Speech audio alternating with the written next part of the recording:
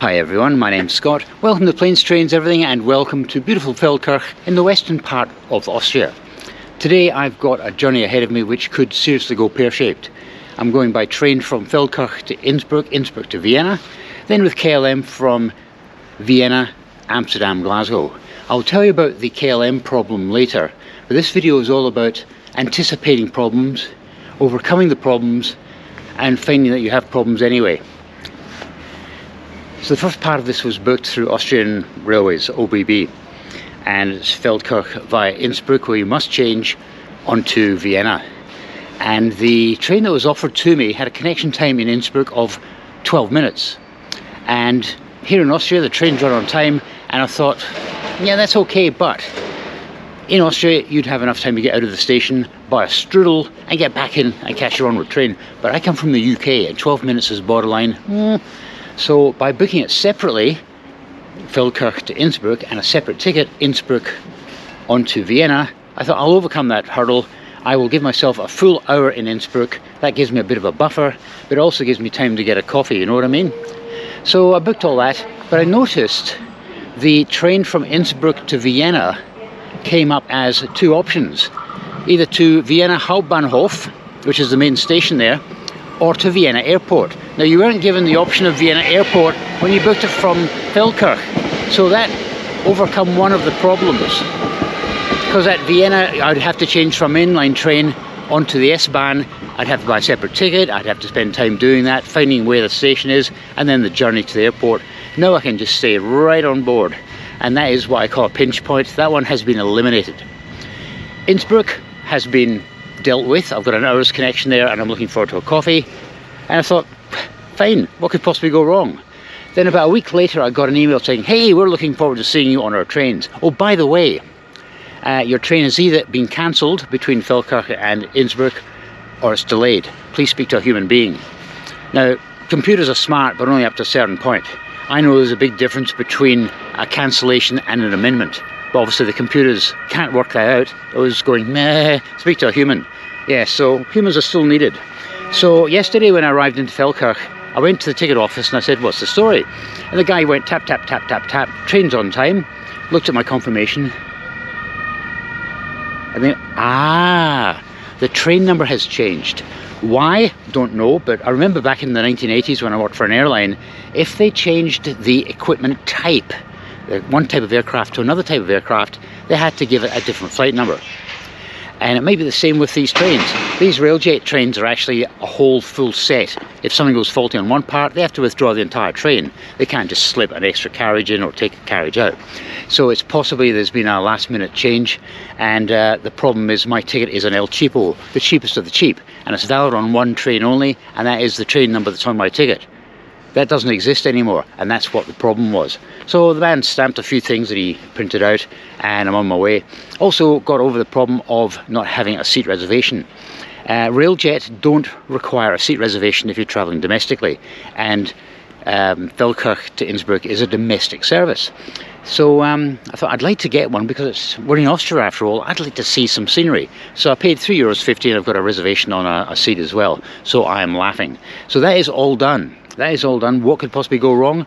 Well, the trains seem to be running on time today, so I will see you, I'll see you in Innsbruck, because I've got an hour there. I'm going to have a coffee, I might have a bite to eat as well, and then when we get to Vienna, I'll tell you why KLM could be a major belly-up issue.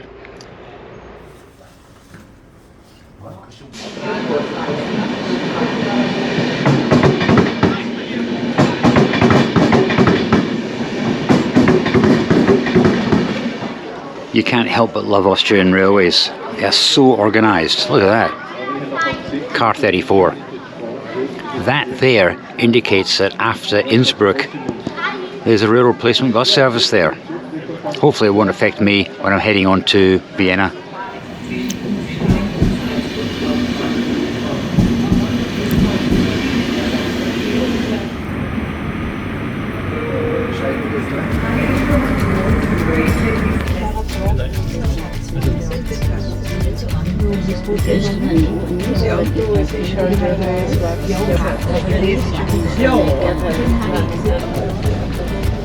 Ja, ich probier's.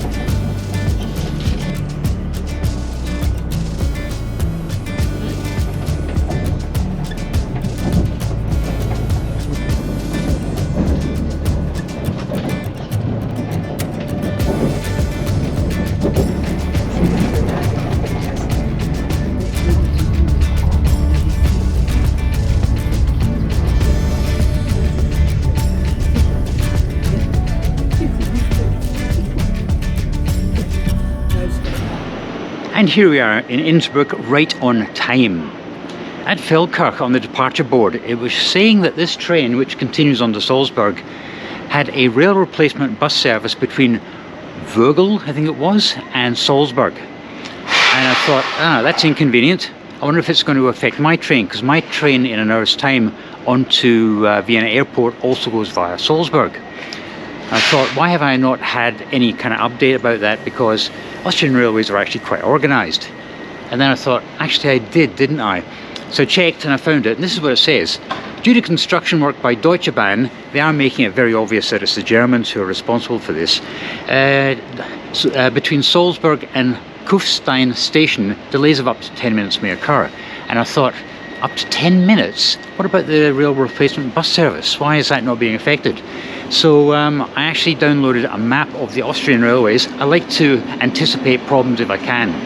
And the reason why there's no rail replacement bus service is because that from Innsbruck to Salzburg bus replacement rail service, the one I'm on goes this way across the border into Germany, back into Austria. That's only affected 10 minutes. Thank goodness for that. Right, I'm going to go in now. I'm going to double check the departure board to make sure there's no other things happening, and then I'm going to get a coffee.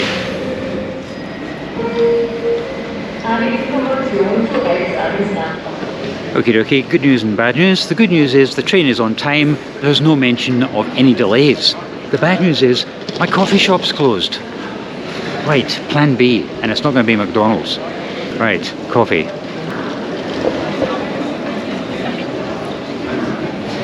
Thank goodness for plan B.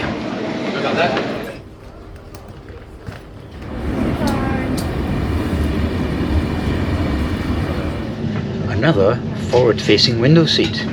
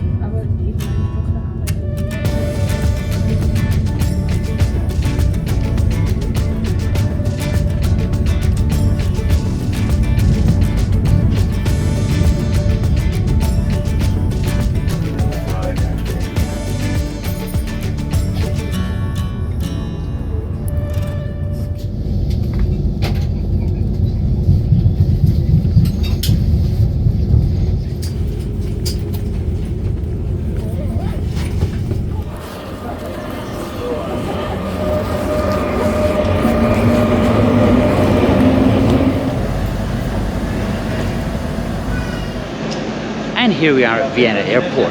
I was just doing a bit of a calculation. I've gone from the western extremity of Austria to the eastern extremity today by train. Anyway, I've got 3 hours here at Vienna Airport before I get my KLM flight to Amsterdam. You might be thinking, 3 hours? That's quite a lot. I've given myself an extra hour, just in case one of these trains were delayed. Now, apart from that 10-minute delay because of track work, it was right on time. So well done, Railjet. But yes, 3 hours. I won't need the extra hour, but what I'm going to do is I'm going to go airside. I'm going to get a meal because it is just gone 5 p.m. I won't be home tonight until after midnight. That's about 1 a.m. Central European time, and it's a case of eating when I can, not when I'd like. Now, I did mention at the start of this video, things could go pear-shaped. They could go belly up, and they could, and it'll be on the KLM portion. I was checking in online last night, and I got a message, and in fact, let me get my phone out and I'll tell you exactly what that message said.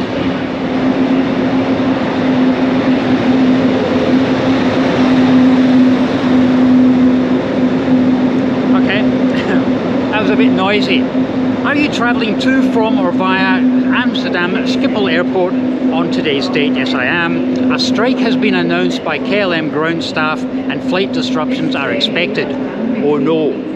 Now, keeping in mind statistically, after 3 p.m, you're 50% more likely to have a delay on your flight anyway. I'm not worried, I'm just keeping a very close eye on this 50-minute connection I have at Amsterdam. If my flight out of Vienna is delayed 20-30 minutes, I'm totally schnookered. But I can only worry about that once I get to Amsterdam. Right, I'm going to get airside. and I'm going to find some food. Okie dokie, we're off to Terminal 1. I was actually a little bit lost with the signage back there until I ended up outside and I thought, I know where I am now. Terminal 1 down this way.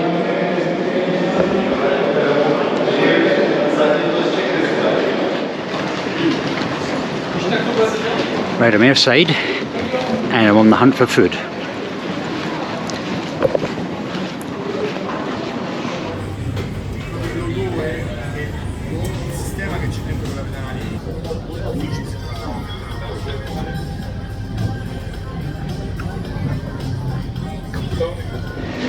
Gate C32, and it appears to be on time.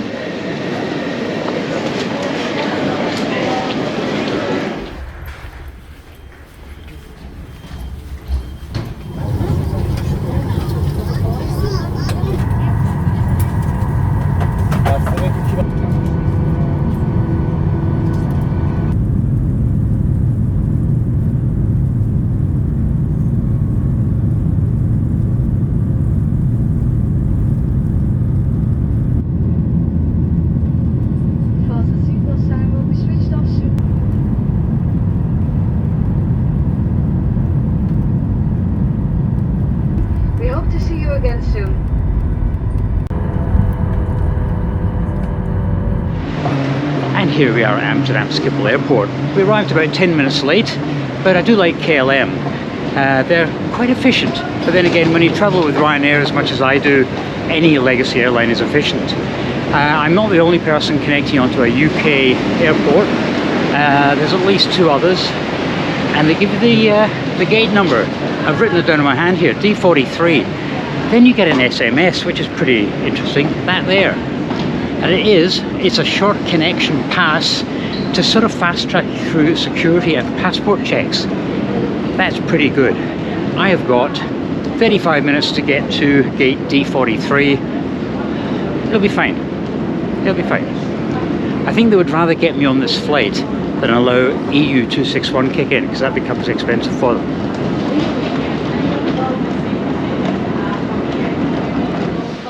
I think this is the quietest I've ever seen Schiphol Airport. But then again, it is 10 past 10 at night. Right, D43 down the escalator. On the stairs, D43. How silly of me, I was following the instructions for gates D43, for example, and it led to a dead end. Oh, it's closed tonight, you have to go around the other way.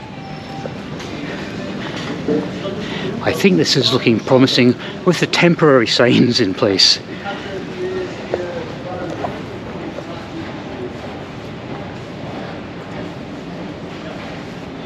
Yeah, I think myself, a woman behind me and a woman in front of me, I must be the last passengers passing through Schiphol tonight. It's like the Mary Celeste, it really is quiet here.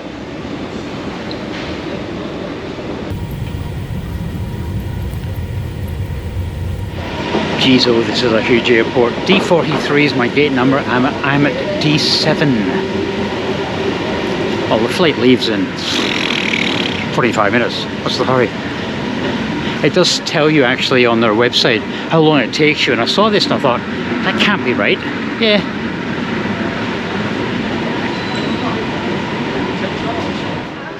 This is a long walk, it really is. But I think we're getting there. We're up to D41, nearly there.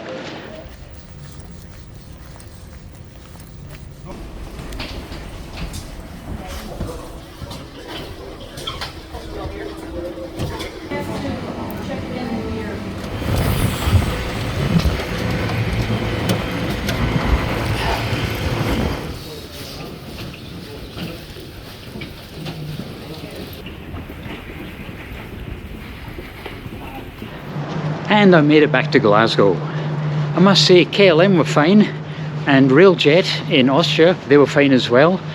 Everything went according to plan, surprisingly. There were 1 or 2 small hiccups, but I was able to iron them out. But the possibility of going totally belly up didn't happen. And I don't think I could have cut it any finer, but yeah, there's a feedback form there from KLM, so I might actually fill that in and tell them about the misleading signs late at night at Schiphol Airport. But apart from that, can't complain. I'm glad you guys came along with me as well. I'll see you next time.